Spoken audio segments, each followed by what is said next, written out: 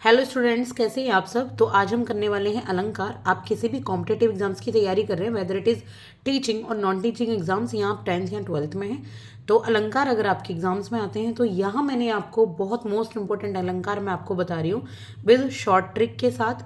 ठीक है, बहुत आसानी से आपको ये समझ में आ जाएंगे, बहुत कंसाइज वे में मैंने आपको बताए हैं। तो चाहे तो आप अपने नोट्स बना लें या मेरे साथ आप ऐसे ही पढ़ते हुए चलें। तो चलिए सबसे पहले हम जानते हैं कि अलंकार किसको कहते हैं। देखिए, जो अलंकार है, अलंकार का अर्थ होता है अलम। अलम अलंकार जो है वो दो शब्दों से मिलकर बना है। एक है अलम, दूसरा है कार। अलम होता है आभूषण, कार मतलब होता है धारण करना। ठीक है, आभूषण धारण करना। तो आभूषण जैसे एक स्त्री होती है या कोई भी जो भी आभूषण धारण करके सुंदर लगते हैं ना जैसे लोग, वैसे ही काव्य की शोभा बढ़ाने वाले तत्वों को अलंकार कहते हैं। ऐसे ये जो अलंकार है ना, ये किसी काव्य की शोभा बढ़ाते हैं। कविताएं होती हैं, काव्य होता है, रचनाएं होती हैं, तो उसमें जब ये अलंकार यूज किए जाते हैं ना तो बोलने में, सुनने में बहुत सुंदर महसूस होता है, बहुत अच्छा अपनापन महसूस होता है। तो इसको कहते हैं अलंकार। काव्य की शोभा बढ़ाने वाले शब्दों को या तत्वों को क्या कहा जाता है? अलंकार। अब हम जानेंगे अलंकार के भेद। तो अलंकार जो है ये मेनली दो प्रकार के होते हैं, शब्दालंकार और अर्थालंकार। एक और तीसरा अलंकार होता है जिसका नाम है उभय अलंकार, लेकिन इतना ज़्यादा वो एग्जाम्स में नहीं पूछा जाता है, तो मैं यहाँ आपको इम्पोर्टेंट अलंकार ही बता रही हूँ। तो अलंकार के भेद में शब्द अलंकार है और अर्थालंकार है। शब्द अलंकार क्या होते हैं? इनमें ये जो शब्द होते हैं, इनमें शब्दों की वजह से अलंकृत होता है, शब्दों की वजह से काव्य सुंदर बनता है। जैसे शब्द में शब्द ही सुंदर डाल दिए गए कि हमारे काव्य में जब हम उन शब्दों को पढ़ेंगे, ठीक है, जब बोलेंगे, प्रोनाउंस करेंगे तो वो सुंदर लगेंगे। जैसे शब्दों अलंकार कौन कौन से होते हैं? अनुप्रास, यमक, श्लेष, पुनरुक्ति, विप्सा और वक्रोक्ति। तो ये शब्दों के द्वारा अलंकृत आपके अलंकार होते हैं। ये मैं भी आपको पूरे अच्छे तरीके से बताऊंगी कि कैसे शब्दों के द्वारा अलंकृत कौन से होते हैं और अर्थ के द्वारा अलंकृत कौन से होते हैं। तो अर्थालंकार का मतलब है जिनके हम जब अर्थ जान लेते हैं ना, तो अर्थ जानने के बाद अर्थ को समझना है, उनका अर्थ जो होता है शब्दों का वो बहुत सुंदर होता है। अर्थ जो होता है वो काव्य की सुंदरता बढ़ाता है। ठीक है, वो जोड़ता है काव्य से पढ़ने वाले को। तो ये होता है अर्थालंकार। इसको भी हम अभी समझेंगे तो आपको अंतर समझ आएगा शब्दालंकार और अर्थालंकार में। अर्थ के द्वारा अलंकृत कौन कौन से होते हैं? उपमा, रूपक, उत्प्रेक्षा, मानवीकरण, विरोधाभास, संदेह, अतिशयोक्ति, उपमेय उपमा, भ्रांतिमान। तो ये 9 यहाँ अर्थ के द्वारा अलंकृत अलंकार दिए हुए हैं। एक उभय अलंकार और है, उसके भी अलंकार सैकड़ों प्रकार के हैं। देखिए, किसी भी बुक में ऐसा नहीं है कि अलंकार सिर्फ 20 प्रकार के हैं, सिर्फ 25 प्रकार के हैं, सिर्फ 50 प्रकार के हैं, ऐसा कहीं नहीं है। अकॉर्डिंग टू देयर नीड्स, उनके जो भी एग्जाम्स होते हैं उनके नीड के अकॉर्डिंग अलंकार अलग अलग टाइप के पढ़े जाते हैं। लेकिन मैं यहाँ आपको मोस्ट इंपॉर्टेंट अलंकार बताने जा रही हूँ, 8 से 10 प्रकार के जो बहुत ज़्यादा इंपॉर्टेंट अलंकार हैं। बस इतना जरूर बताऊंगी कि ये शब्द अलंकार है या ये अर्थालंकार है। सबसे पहले हम इम्पोर्टेंट शब्द अलंकार पढ़ते हैं, तब आपको पता भी लगेगा कि जो शब्द अलंकार हैं इसमें कैसे हम जान पाते हैं कि ये शब्द के द्वारा अलंकृत हैं। तो चलिए स्टार्ट करते हैं शब्द अलंकार को।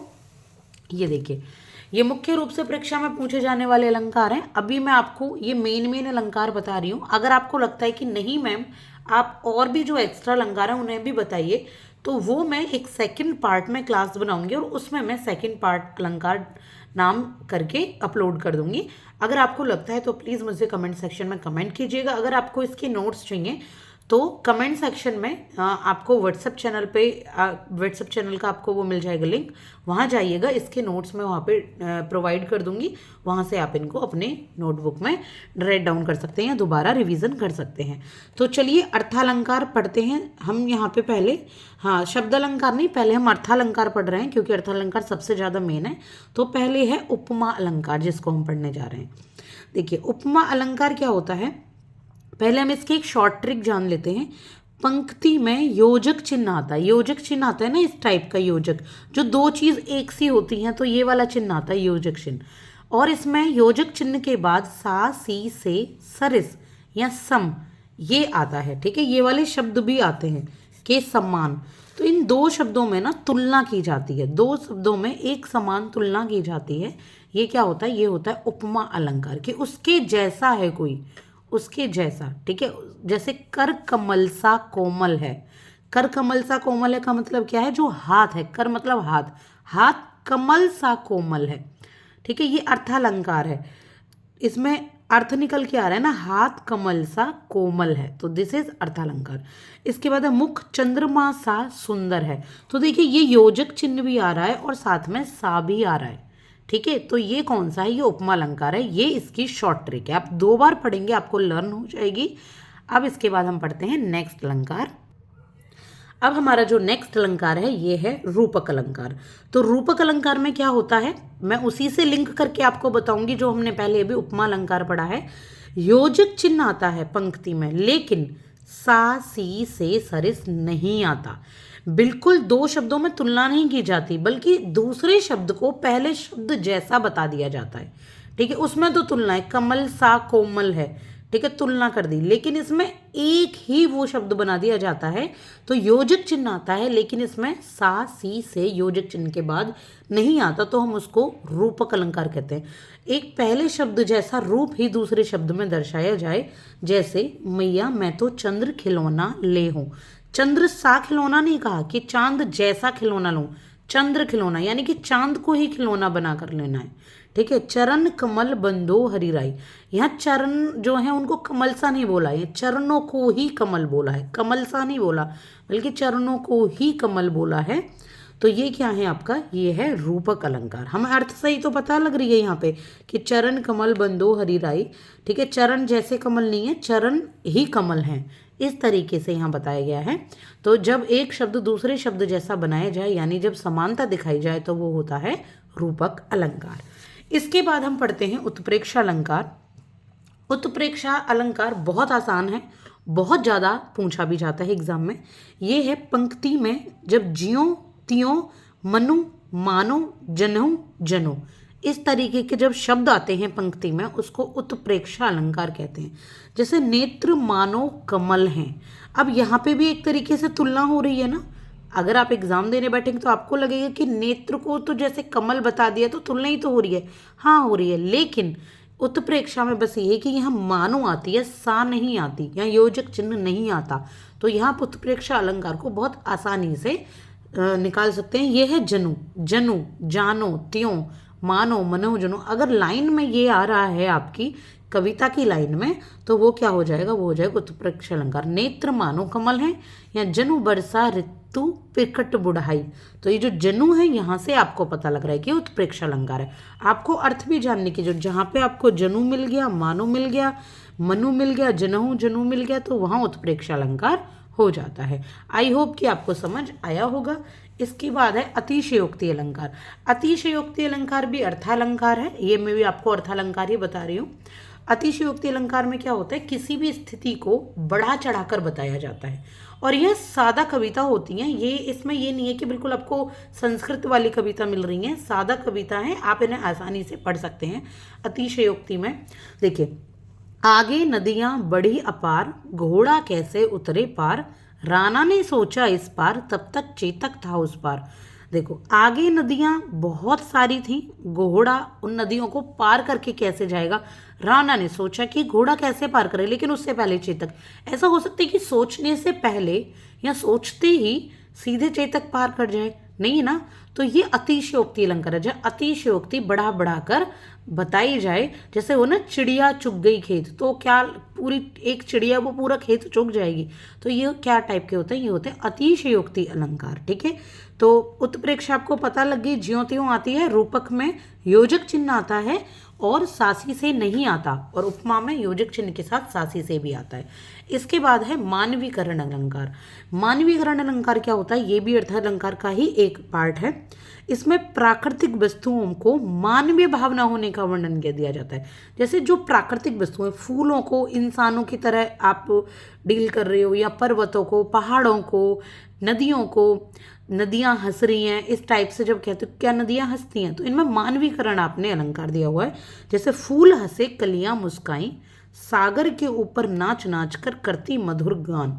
सागर के ऊपर नाच नाच कर कौन मधुर गान, क्या मधुर गान, रिवर मधुर गान करेंगी नदियाँ, नहीं ना। तो फूल हंसे कलियां मुस्काई, इनमें क्या है, ये है मानवीकरण अलंकार। तो ये अर्थालंकार ही है अभी। तो मैंने मेन आपको 5 अर्थालंकार बता दिए हैं। अब हम पढ़ते हैं शब्दालंकार को। तो शब्दालंकार में भी अभी हम 3 प्रकार के मुख्य भेद पढ़ रहे हैं। मैंने आपको बता ही दिया है। अगर आपको लगे कि नहीं मैम आप बाकी और भी अलंकार पढ़ाइए, हमारे एग्जाम्स में आते हैं, चाहे आप स्टेट पीसीएस की कर रहे हैं, चाहे कोई भी आप हिंदी पर्टिकुलर एग्जाम की तैयारी कर रहे हैं, तो आप मुझे बता देना। मैं ऐसे ही हैंड रिटन नोट्स के थ्रू आपको 1 या 2 दिन में प्रोवाइड कर दूंगी, और अलंकार भी। तो चलिए अभी पहले मेन अलंकार समझ लेते हैं। एक है हमारा शब्द अलंकार में अनुप्रास अलंकार, दूसरा है यमक अलंकार, तीसरा है श्लेष अलंकार। तो अनुप्रास अलंकार में क्या होता है कि जब कोई वर्ण बार बार पंक्ति में आए, कोई भी एक अक्षर है और बार बार अगर वो किसी लाइन में आ रहा है तो वो अनुप्रास अलंकार होता है। जैसे चारु चंद्र की चंचल किरणें खेल रही हैं जल थल में, या मधुर मधुर मुस्कान मनोहर। यहाँ बार बार नीचे वाली लाइन में देखिए आप माँ माँ माँ माँ, चारों में माँ है। यहाँ देखिए चा चा चा, तो ये एक वर्ण है। क्या है ये? वर्ण। वर्ण मतलब कोई भी अल्फाबेट। अल्फाबेट मतलब जिसको तोड़ा नहीं जा सकता, सबसे छोटी इकाई जो भाषा की होती है। तो चारु चंद्र की चंचल किरणें और मधुर मधुर मुस्कान मनोहर, ये एक वर्ण बार बार आ रहा है। और हमारे जो नरेंद्र मोदी जी प्रधानमंत्री हैं ना, आपने अगर उनके भाषण सुने हो तो वो बहुत ज़्यादा अनुप्रास अलंकार का प्रयोग करते हैं अपनी बातों में। कभी न्यूज़पेपर में पढ़ के देखिए, अनुष्ठान मतलब इस तरीके से शब्द बोलेंगे, सब में आ ही आएगा, ठीक है, ना ही आएगा, निश्चय, निश्चल, निश्चित। तो इस तरीके जब वो अपने भाषण देते हैं तो उसमें अनुप्रास अलंकार का बहुत यूज़ करते हैं, जिसका प्रभाव बहुत ज़्यादा पड़ता है सुनने वाले पर। इसके बाद है यमक अलंकार। तो यमक अलंकार में एक ही शब्द बार बार आता है। इसमें एक ही वर्ण आया, वर्ण मतलब एक अक्षर, इसमें एक शब्द बार बार आता है। जैसे कनक कनकते 100 गुनी, काली घटा का घमंड घटा, और सजना है मुझे सजना के लिए। लेकिन इसमें एक कंडीशन है। क्या है कि ये जो शब्द है ना, जो एक शब्द बार बार आ रहा है, इनके अलग अलग अर्थ होते हैं। जो एक शब्द है इसके अलग अलग अर्थ होते हैं एक शब्द के। तो ये होता है यमक अलंकार। यहाँ देखा आपने, यहाँ आपको अर्थ जानने की जरूरत नहीं है, यहाँ आपने बस शब्दों को जानकर ही अलंकार को जान लिया है। जैसे कनक कनकते 100 गुनी, काली घटा का घमंड घटा के क्या मतलब है? काली घटा का घमंड घटा, काली मतलब रंग भी है, घटा का मतलब क्या है? बादल भी हैं, और यहाँ घटा का मतलब क्या है? कम होना भी है। सजना है मुझे सजना के लिए, तो एक सजना क्या होता है? संवरना, सजना, मेकअप करना। दूसरा सजना क्या होता है? हस्बैंड, पति के लिए। तो ये होता है यमक अलंकार। इसके बाद है श्लेष अलंकार। तो श्लेष अलंकार क्या होता है? एक शब्द के अनेक अर्थ हैं। एक शब्द दे दिया लेकिन उसके अर्थ बहुत सारे हैं, अलग अलग अर्थ एक ही शब्द में बता दिए गए हैं, तो ये श्लेष है। आप थोड़ा सा यमक अलंकार और श्लेष अलंकार में कंफ्यूज हो सकते हैं, लेकिन जब आप इनकी बार बार प्रैक्टिस करेंगे ना तो ये हो जाएगा। अगर मेरे पास इसके क्वेश्चन आंसर अवेलेबल होंगे तो मैं आपको एक प्रश्न उत्तर करवाऊंगी अलंकार की, जिसमें सारे प्रैक्टिस क्वेश्चंस में लेकर आऊंगी, तो आपको यमक और श्लेष अलंकार बहुत आसानी से आप उन्हें समझ पाएंगे। अब ये देखिए श्लेष अलंकार में, रईमन पानी राखिए बिन पानी सब सून, पानी गए ने ओबरे मोती मानुष चून। यहाँ देखो दोनों ही लाइन में पानी पानी का यूज हो रहा है। पानी का मतलब है विनम्रता, ये नहीं है घर में पानी रखिए, पानी का मतलब है विनम्रता रखिए, बिना विनम्रता के सब सूना है।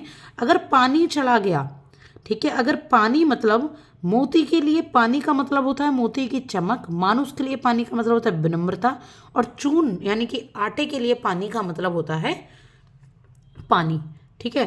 तो ये होता है श्लेष अलंकार। आई होप कि आपको समझ आ गए होंगे। आप एक बार इनके अपने नोट्स बना लो और एक बार दोबारा क्लास देख लो। अगर आपको लग रहा है कि कहीं कंफ्यूजन है, अलंकार को बार बार रिवाइज करने की जरूरत पड़ती है। अगर आपने रिवाइज नहीं किए और इसके प्रैक्टिस क्वेश्चंस नहीं किए तो आप इन्हें जल्दी ही भूल जाते हैं। ये एक तरीके से फॉर्मूला ही तो होते हैं हमारे हिंदी भाषा को समझने में। जैसे आपको मैथ्स के फॉर्मूला बार बार याद करने की जरूरत होती है, तो जब आप एक बार अच्छे से कर लेंगे ना और एक बार रिवीजन कर लेंगे तो आपको हमेशा के लिए लर्न हो जाएगी। तो 10 to 15 मिनट्स की हम क्लास रखते हैं। अभी मैं आपको लिए हिंदी की जल्दी ही प्रैक्टिस सीरीज लेकर आऊँगी, जिसमें अलंकार भी होंगे और बाकी और क्वेश्चंस भी होंगे। तो अगर आप किसी भी एग्जाम की तैयारी कर रहे हैं, whether it is HTET, state PCS, teaching, NET, SSSB, जहाँ पर भी ये अलंकार आते हैं तो प्लीज़ फ़ायदा उठाइए, राइट डाउन कीजिए, नोट्स बनाइए और कमेंट सेक्शन से आप व्हाट्सएप चैनल का लिंक लीजिए और वहाँ से इनके नोट्स आप ले लीजिए। Thank you so much.